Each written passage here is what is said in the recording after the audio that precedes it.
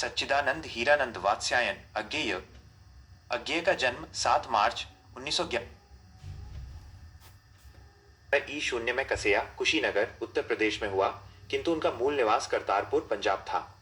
अज्ञेय की माता व्यंती देवी थीं और पिता डॉक्टर शून्य हीरानंद शास्त्री एक प्रख्यात पुरातत्ववेत्ता थे। अज्ञेय की प्रारंभिक शिक्षा लखनऊ में घर पर हुई।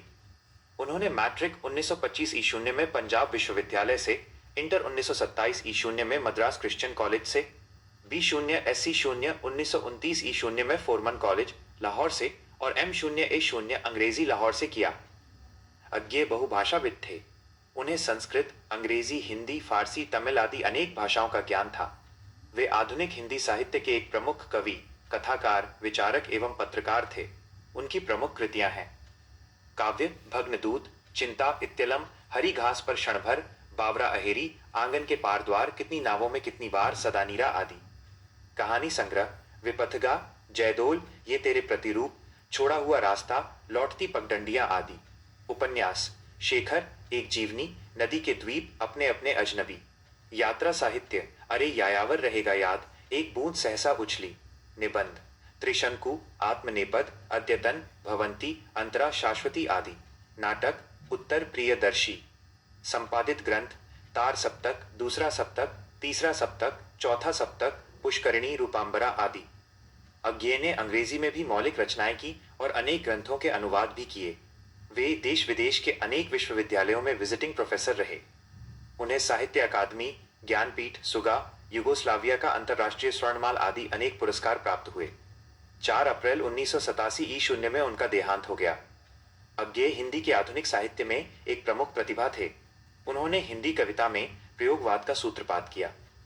7 कवियों का चयन कर उन्होंने तार सप्तक को पेश किया और बताया कि कैसे प्रयोग धर्मिता के द्वारा बासीपन से मुक्त हुआ जा सकता है। उनमें वस्तु, भाव, भाषा, शिल्प आदि के धरातल पर प्रयोगों और नवाचारों की बहुलता है। आधुनिक सभ्यता की दुर्दांत, मानवीय विभीषिका का चित्रण करने वाली ये कविता एक अनिवार्य प्रासंगिक चेतावनी भी है। कविता अतीत की भीषणतम मानवीय दुर्घटना का ही साक्ष्य नहीं है, बल्कि आणविक आयुधों की होड़ में फंसी आज की वैश्विक राजनीति से उपजते संकट की आशंकाओं से भी जुड़ी हुई है। आधुनिक कवि अज्ञेय की प्रस्तुत कविता उनकी समग्र कविताओं के संग्रह सदानीरा से यहाँ संकलित है। क्या आप हिरोशिमा, कविता और भावार्थ। 1 अप्राकृतिक सूरज का उदय। एक दिन सहसा सूरज निकला, अरे क्षितिज पर नहीं, नगर के चौक, धूप बरसी पर अंतरिक्ष से नहीं, फटी मिट्टी से। अर्थ कवि कहते हैं कि एक दिन अचानक एक सूरज निकला, लेकिन यह वो प्राकृतिक सूरज नहीं था जो क्षितिज आसमान के किनारे से उगता है। यह सूरज परमाणु बम शहर के बीचों बीच चौक पर प्रकट हुआ। इससे निकलने वाली विनाशकारी रोशनी और गर्मी अंतरिक्ष से नहीं, बल्कि बम फटने के कारण धरती की फटी हुई मिट्टी से निकली थी। 2 दिशाहीन छायाएं और विनाश। छायाएं मानव जन की बदिशाहीन बतन सब ओर पड़ी। वह सूरज बर नहीं उगा था पूरब में, वह बरसा सहसा ब दिस्तु बैकाल, सूर्य के रथ के बैतान काल, सूर्य के रथ के बैतान पहियों के ज्यों, अरे टूट कर ब दसों दिशा में। अर्थ सामान्यतः सूरज की रोशनी से छाया एक निश्चित दिशा में बनती है, लेकिन इस परमाणु बम रूपी सूरज की किरणें इतनी तीव्र थीं कि मनुष्यों की छायाएं हर तरफ दिशाहीन होकर बिखर गईं। ये सूरज पूरब से नहीं उगा था, बल्कि अचानक आसमान से मौत बनकर बरसा था। ऐसा लगा मानो काल रूपी सूर्य यमराज के रथ के पहिए टूटकर दसों दिशाओं में बिखर गए हों, जिससे चारों ओर तबाही फैल गई। 3 क्षण भर का विध्वंस। कुछ क्षण का वो उदय अस्त, केवल एक प्रज्वलित क्षण की बटवन दृश्य सोख लेने वाली दोपहरी। अर्थ उस बम रूपी सूरज का उगना और अस्त होना, विनाश करना बस कुछ ही क्षणों का था। वो एक प्रज्वलित क्षण, धमाके का पल ऐसी भयानक दोपहरी लेकर आया जिसने आंखों के सामने के सारे दृश्य और जीवन को एक पल में सोख लिया, खत्म कर दिया। 4 मनुष्य का अस्तित्व मिटना। फिर वह छायाएं मानव जन की ब नहीं, मिटी लंबी हो होकर इरिस्तुत बट मानव ही सब भाप हो गए। भाई छायाएं तो अभी लिखी हैं। अर्थ शाम होने पर छायाएं लंबी होकर मिट जाती हैं, लेकिन यहाँ ऐसा नहीं हुआ।